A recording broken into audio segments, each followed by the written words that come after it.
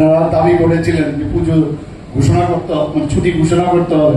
আমি এসে ক্যাবিনেটের ডিসিশন নিয়ে সংগ্রাম পূজার জন্য রেস্ট্রিক্টেড হলিডে আমি ডিক্লেয়ার করে দিই।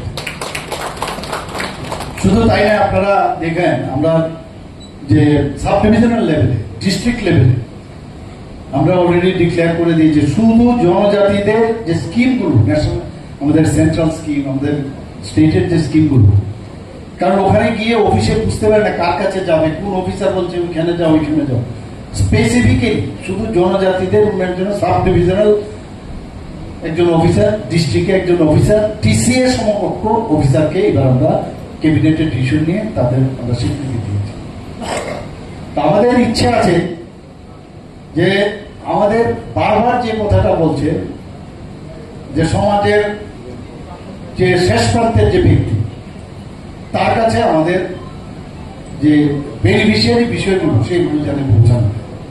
আমরা তো আগেও সরকার দেখেছি, কত সরকার, মাননীয় প্রধানমন্ত্রীজি যেভাবে আজকে চিন্তা করছেন যে জনজাতিদের উন্নয়নে, এখানে স্মৃতি যে আছেন, আপনারা ভাবুন যে 2019 থেকে 2024 পর্যন্ত এক নাগারে শুধু জনজাতি গোষ্ঠীর যারা বিশিষ্ট ব্যক্তি, বিভিন্ন ভাবে যারা খ্যাতি, তাদেরকে কেউ আগে দেখেনি, তাদেরকে পদ্মশ্রী দিয়ে মাননীয় প্রধানমন্ত্রী তাদেরকে সম্মান দিয়েছে। ত্রিপুরায় জেগেছেন কেউ, অনেকে এখনো বহু জায়গার মধ্যে গেলে এখনো হয়তো বা কিছু কিছু চিনছে এখন আমাদের কাজকর্মের কারণে। আমাদের রাজ পরিবারের একজন ব্যক্তি আমাদের ত্রিপুরা থেকে তো কেউ গভর্নর হয়, এই কর্তা যে জিষ্ণুদেব বর্মা, ওনাকে এত বড় একটা রাজ্যে, তেলেঙ্গানার মতো রাজ্যে, এটা ছোট রাজ্য না কিন্তু বিরাট বড়, সেখানে ওনাকে রাজ্য হলো। এখানে আজকে যারা এখানে এতগুলো আমাদের জনজাতি গোষ্ঠীর ছেলে মেয়েরা আছেন, আপনারা ভাবুন একজন জনজাতি গোষ্ঠীর মহিলা উড়িষ্যার থেকে অখ্যাত গ্রামে, কিন্তু মানে আমরা ভাবতেই পারিনি সেখানে দ্রৌপদী মুর্মুজিকে রাষ্ট্রপতি। এগুলো কিন্তু আপনাদের এই কথাগুলো আগে কিন্তু কেউ ভাবতো না। এখানে অটলজি যখন এখানে ছিলেন তখন উনার সময় কিন্তু যে ট্রাইবাল ওয়েলফেয়ার ডিপার্টমেন্ট, সেটা কিন্তু উনার সময় কিন্তু সৃষ্টি হয়েছে। আগে কিন্তু এর আগে মানে কোন রকম ট্রাইবাল অ্যাফেয়ার্স মিনিস্ট্রি করে আলাদা করে কিন্তু ছিল। আর মাননীয় প্রধানমন্ত্রী যে এসে এখানে মানে অলরেডি ডোনার মিনিস্ট্রি স্টার্ট করে দিয়েছে, আলাদাভাবে নর্থ ইস্টকে আলাদাভাবে দেখতে হবে। প্রচুর কাজ আমরা পাচ্ছি, বহু আমাদের কিন্তু হেল্প করছেন এই ডোনার মিনিস্ট্রি। ডোনার মিনিস্ট্রির সাথে আমার কিছুদিন আগেও কথা হয়েছে, এখানে ইনভেস্টমেন্টের বিষয়ে আমাদের মাননীয় রাজ্যসভার সদস্য এখানে বলছিলেন যে আমাদের নর্থ ইস্টের যে একটা যে সামিট হয়েছিল, সেখানে ইনভেস্টার সামিট, মাননীয় প্রধানমন্ত্রীজি ভারত মণ্ডপের নির্দেশিকা ছিল। আজকে ত্রিপুরার পজিশন, যারা ইনভেস্ট করবে তারা কিন্তু 10 বার চিন্তা করবে যে আমি এখানে ইনভেস্ট করবো, আমার পয়সাটা কাজে লাগবে কিনা।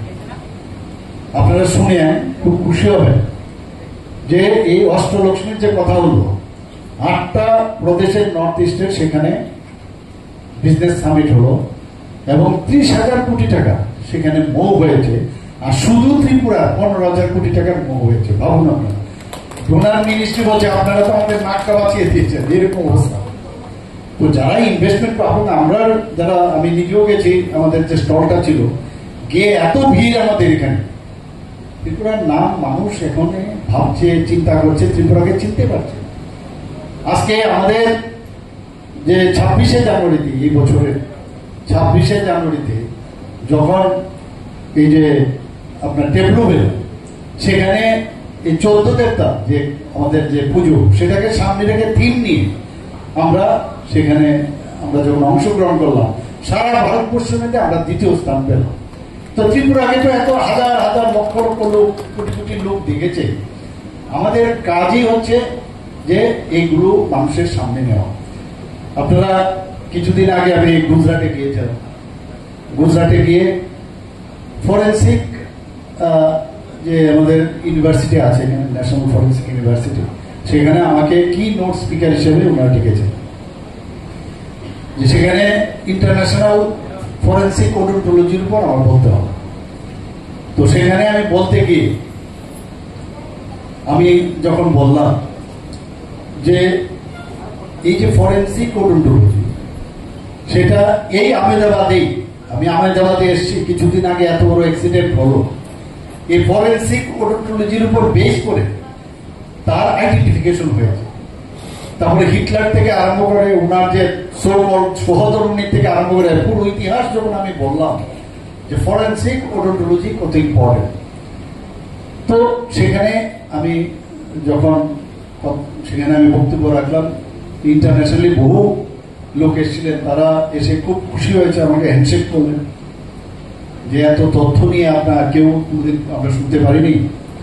এবং সারা পৃথিবীর মধ্যে এই ওডোন্টোলজির যে যারা মানে পাশ করা সেরকম কিন্তু নেই।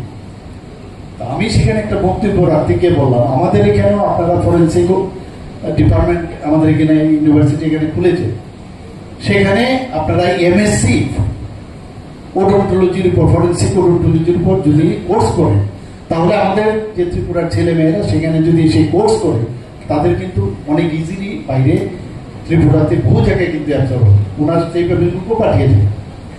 আরেকটা কথা আমি বলি যে আমরা সবসময় বলি যে ইংরেজিতে পড়াশোনা করতে হবে, ইংরেজিতে পড়াশোনা। আমি কিছুদিন আগে আমাকে সেখানে ওরা ফেলোশিপ আমাকে দিয়েছে, king George medical college university হয়েছে এখন, আমি ওখান থেকে এমএ পাস করা। তো আমি যখন সেখানে গেলাম, সাবজেক্টটা কি যে নিজের ভাষা, এখন আমাদের এই মেডিকেলের যে বিষয় নিজের ভাষায় পড়া যায় কিনা তার উপর আমার বলতে হবে।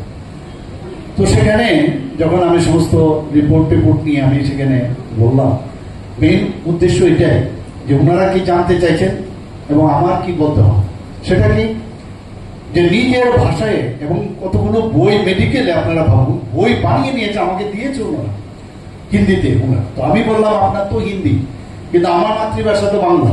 তো সব জায়গার মধ্যে আপনি যেমন বললেন যে যার যার মাদার ল্যাঙ্গুয়েজে প্রবলেম, আমি আজকে বড় হবে কোনোদিন আগে, তো অর্থটা কি, যদি মাদার ল্যাঙ্গুয়েজে, মাদার টাঙে যদি আপনি যে সাবজেক্টটা আপনি পড়তে চাইছেন সেটা যদি হয়, তার মধ্যে অন্য ল্যাঙ্গুয়েজের মাধ্যমে আপনি যদি তার সাথে কিন্তু হৃদয়ের এবং ব্রেনের সম্পর্ক কম হয়।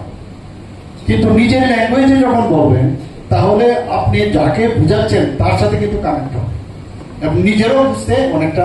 তো এই জায়গায় এখন চলছে আজকে এই আমরা নালন্দা বিশ্ববিদ্যালয়, তক্ষশিলা বিদ্যালয়, যেগুলো আমাদের হারিয়ে গেছে, এতগুলো মানে ব্রিটিশ থেকে আরম্ভ করে মুঘলরা এসে শাসন করার পরে এগুলো তো নষ্ট হয়ে গেছে। এখন প্রধানমন্ত্রী যে সেইগুলোকে আবার পুনরুদ্ধার করার চেষ্টা করছে, বিদেশ থেকে ভারতবর্ষে জ্ঞান অর্জন করে তার বাইরে দিত। এখন আমাদের সেই জায়গার মধ্যে তো আর ইংরেজি পড়াতো না, তখন আমাদের সংস্কৃতির মাধ্যমে হয়তো বা তখন পড়ানো হতো। তো সেই ল্যাঙ্গুয়েজ নিয়ে ওরা যখন বাইরে যেত, একটা আমাদের দেশের সম্পর্কে জানলো, আমাদের সংস্কৃতির সম্পর্কে জানলো। তো সেইভাবে প্রতিটা রাজ্যে, আমাদের ত্রিপুরাতেও যদি আমরা কাজ করি, খালি ইংরেজির পিছনে ইংরেজিতে এই হতে হবে সেই হতে হবে, প্রকৃত শিক্ষা কিন্তু আমি দেখেছি অনেকে ভালো ইংলিশ বলেন, খুব ফ্লুয়েন্টলি বলেন, কিন্তু সাবজেক্ট অফিসে আসলে দেখবেন অনেক কিছু কম যাবে। কাজে আমরা চাই যে তার নিজের জন্মের পর থেকে যে মার থেকে যে ভাষা সে শিখেছে, সেটার মাধ্যমে যদি পড়াশোনা করে, তার পক্ষে কিন্তু অনেক ইজ অফ লার্নিং হবে।